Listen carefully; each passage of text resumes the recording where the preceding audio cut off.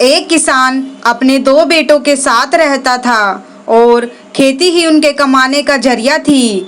उनकी ज़मीन ज़्यादा नहीं थी, इसलिए उनकी फसल भी बहुत ज़्यादा नहीं होती।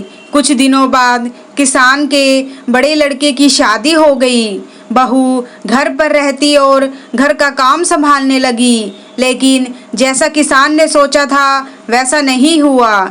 बहू उनके लिए अच्छा खाना नहीं बनाती और शाम को जब किसान और उसके लड़के घर आते तो रूखी सूखी खाने को मिलती थी। इसी तरह एक साल गुजर गया।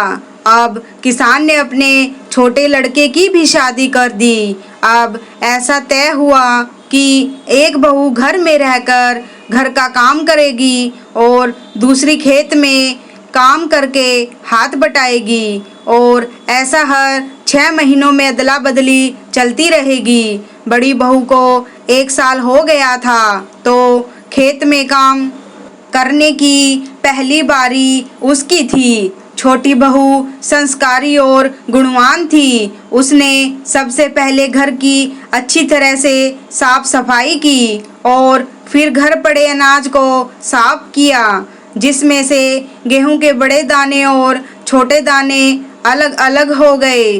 फिर छोटे दानों को पीसकर उसका आटा बनवा लिया और अच्छे पकवान बनाए।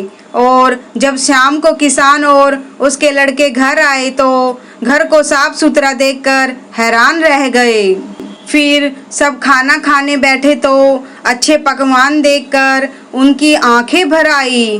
पहली बार उन्होंने अच्छा भोजन किया और अपनी छोटी बहू की बहुत तारीफ की। फिर रात को छोटी बहू ने अपने पति और ससुर जी से कहा, मैंने घर में जो अनाज रखा था उसे साफ कर दिया है। उसमें से गेहूं के छोटे दाने घर के काम आ जाएंगे और बड़े दानों को आप बाजार में बेच दो।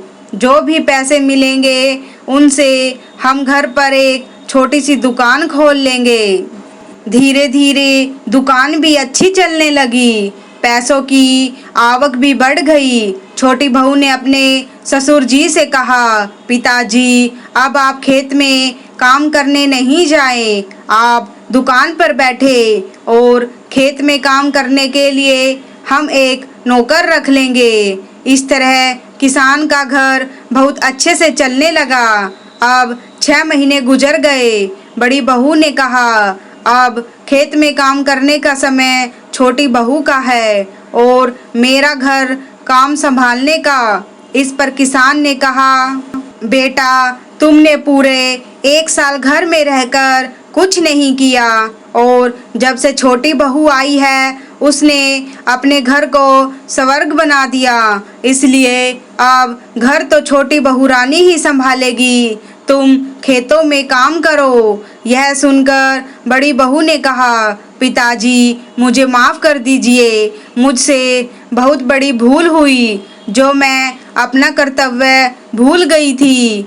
अब आपको कोई शिकायत का मौका नहीं मिलेगा। छोटी बहू ने भी कहा, पिताजी दीदी घर पर रहेगी तो हम दोनों मिलकर इस घर को पूरा स्वर्ग बना देंगे। अब किसान का परिवार बहुत अच्छे से रहने लगा। दोनों बहुओं ने बहुत मेहनत की, घर के साथ साथ दुकान का काम भी देखने लगी और किसान अब आराम से ज़िंदगी जीने लगा और भगवान से प्रार्थना करता कि हर घर में इन दोनों जैसी बहुएं आए। तो दोस्तों, कैसी लगी आपको ये कहानी? आशा करते हैं आपको ये कहानी बहुत पसंद आई होगी। धन्यवाद।